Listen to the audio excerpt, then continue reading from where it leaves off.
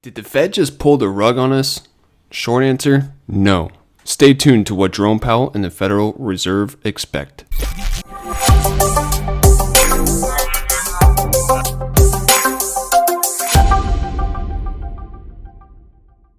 What's going on, you sexy investor you? This is going to be more of a complicated video breaking down what the FOMC meeting that I have been talking about this whole week looks like. We will attempt to simply break down exactly what was said and how to interpret JP's words and how the market will most likely react going forward, not only to end this year, but the year and years ahead of us as well. We will also look at how the market reacted to Jerome Powell's words and why we saw such volatility this afternoon. Reviewing the words spoken by the chairman of the Federal Reserve and comparing it to what we expected, we almost got exactly what we were looking for. No, the Fed did not rug pull us, but there are some key things to go over. First off, Bloomberg expected the change in real GDP to come in at around 3.5% growth. The actual growth number in GDP came in around 2.8%. This is where we saw the market starting to tank because everyone saw the number at the same time and inferred that we are headed into a recession with such a low number compared to the expectation. But Jerome Powell navigated his words perfectly the rest of the meeting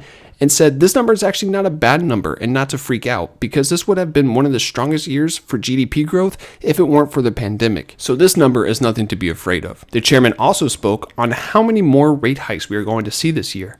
As I said in my previous video, the markets are fully pricing in 7 total rate hikes. We got exactly this number and we can expect 6 more 25 basis point increases the rest of the year. The one caveat to this expectation is that we could potentially see a 50 basis point hike towards the middle to end of the year, but more on that in just a moment. Next, we were lectured about the Federal Reserve's balance sheet. As we know, the Fed has been pouring $80 billion into the bond market and $40 billion in the mortgage-backed securities each month during the entirety of the pandemic, and has only recently started to taper that as we came out of this unprecedented time. The Fed started tapering their security buying by a total of $15 billion in November of last year and have not yet stated when they are going to start selling these to reduce their balance sheets. But because there is so much money held by banks in the reverse repo market, we don't expect the selling of the bonds and mortgage-backed securities to really start constraining the economy until 15 or 16 months from now. So this will create a big lag for the balance sheets actually starting to affect the economy on a larger scale. The expectation for starting to decrease the balance sheet is to start during the May FOMC meeting. So we have about a month and a half before we can really see what it's going to look like. Now in the overall employment and talks about wage price spiral. First off, what is a wage price spiral?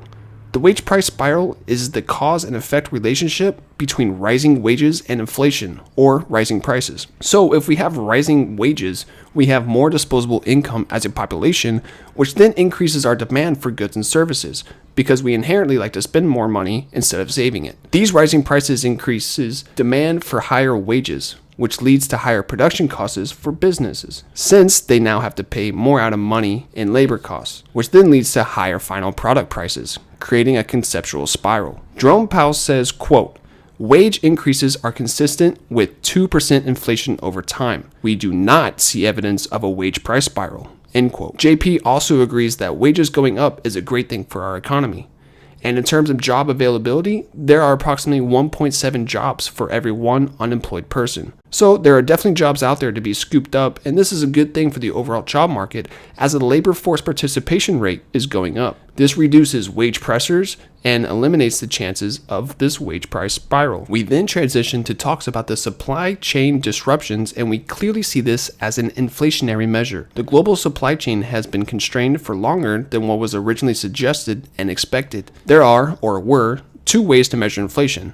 The old inflation was measured by the original COVID shock and the original supply chain disruptions. And now we have the new inflation, all the money printing that has been going on since the pandemic started. These 2 measures have merged into one big, scary, monster inflation. So what is the time frame for inflation to start decreasing? Let me draw a picture to better illustrate this. Then we get to the big R word.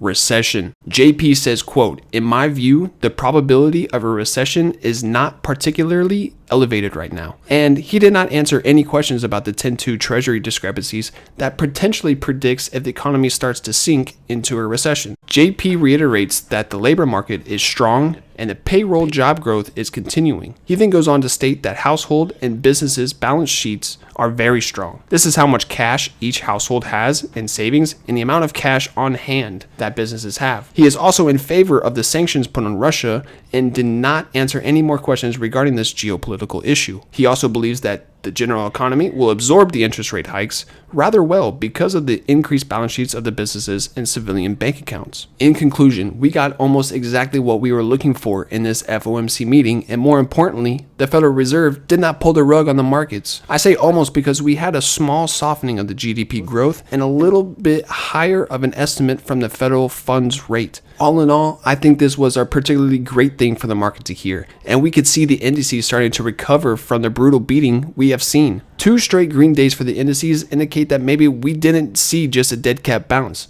and we could start rallying headed into quarter 2. Thanks for watching. If you don't mind tickling my bum by hitting that like button and bleeding red with that subscribe button, it helps me out tremendously in growing the channel and getting seen by the YouTube algorithm. Until next time, later.